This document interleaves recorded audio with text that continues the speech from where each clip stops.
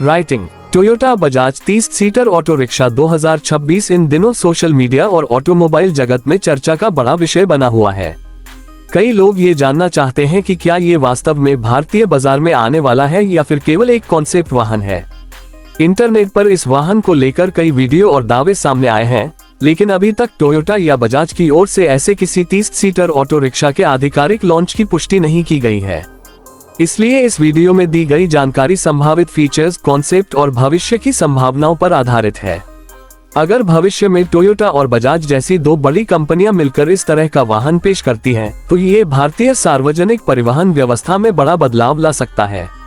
आज भारत में लाखों लोग रोजाना ऑटो रिक्शा, मिनी बस और लोकल ट्रांसपोर्ट का इस्तेमाल करते हैं। ऐसे में एक ऐसा वाहन जो ऑटो रिक्शा की कम लागत और मिनी बस की अधिक क्षमता को एक साथ लेकर आए, वह शहरों और ग्रामीण क्षेत्रों दोनों के लिए उपयोगी साबित हो सकता है।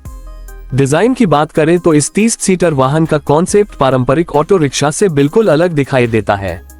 इसका फ्रंट डिजाइन आधुनिक LED हेडलाइट्स, बड़ा विंडशील्ड और मजबूत बॉडी स्ट्रक्चर के साथ तैयार किया जा सकता है। साइड प्रोफाइल में चौड़े दरवाजे और बड़ी खिड़कियां यात्रियों को आरामदायक सफर का अनुभव दे सकती हैं। पीछे की तरफ आकर्षक LED टेल लाइट्स और मजबूत बम्पर इसे और भी प्रीमियम लुक दे सकते हैं। इस वाहन का सबसे बड़ा आकर्षण इसकी 30 यात्रियों की बैठने की क्षमता हो सकती है। यदि ऐसा मॉडल बाजार में आता है तो ये छोटे शहरों, कस्बों और ग्रामीण इलाकों में चलने वाली मिनी बसों का एक किफायती विकल्प बन सकता है। स्कूल वैन, फैक्ट्री कर्मचारियों का परिवहन, पर्यटन और लोकल पब्लिक ट्रांसपोर्ट में इसका व्यापक उपयोग संभव है। संभावित इंजन विकल्पों की बात करें तो इसमें CNG, पेट्रोल, डीजल, हाइब्रिड या पूरी तरह इलेक्ट्रिक पावरट्रेन देखने को मिल सकती है। भारत में बढ़ते इलेक्ट्रिक वाहन बाजार और कम प्रदूषण को देखते हुए इलेक्ट्रिक या CNG वर्जन सबसे अधिक लोकप्रिय हो सकते हैं। हाल के वर्षों में बजाज ने इलेक्ट्रिक 3 व्हीलर सेगमेंट में भी अपनी मौजूदगी मजबूत की है, जिससे भविष्य में बड़े सार्वजनिक परिवहन समाधानों की संभावनाएं और बढ़ती हैं। अगर माइलेज की बात करें तो CNG वर्जन कम ऑपरेटिंग कॉस्ट के कारण व्यावसायिक उपयोग के लिए बेहद लाभदायक हो सकता है। इलेक्ट्रिक मॉडल में लंबी ड्राइविंग रेंज और फास्ट चार्जिंग जैसी सुविधाएं मिल सकती हैं। इससे रोजाना लंबी दूरी तय करने वाले ड्राइवरों का खर्च काफी कम हो सकता है।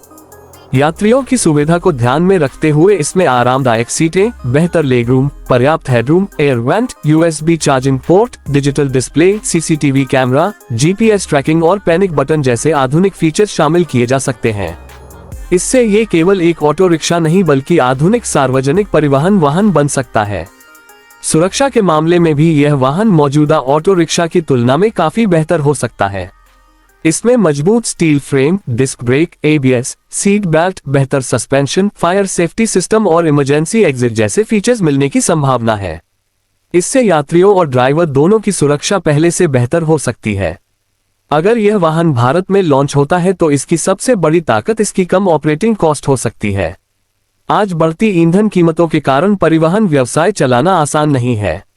ऐसे में कम खर्च वाला और अधिक यात्रियों को ले जाने वाला वाहन ड्राइवरों की आय बढ़ाने में मदद कर सकता है। ग्रामीण भारत में भी इसकी उपयोगिता काफी अधिक हो सकती है।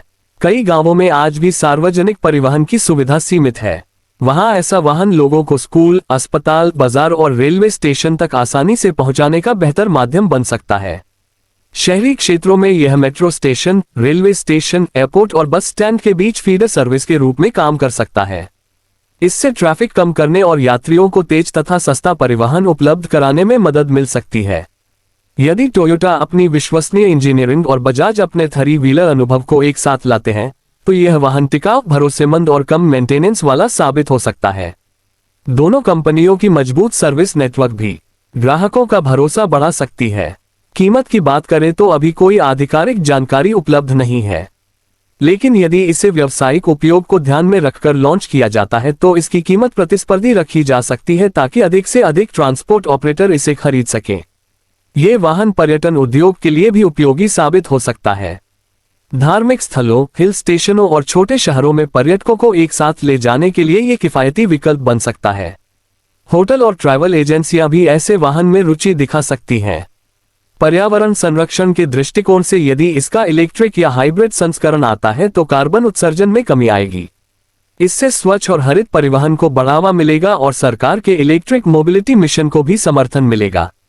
हालांकि अभी यह स्पष्ट नहीं है कि ऐसा वाहन वास्तव में उत्पादन में आएगा या नहीं।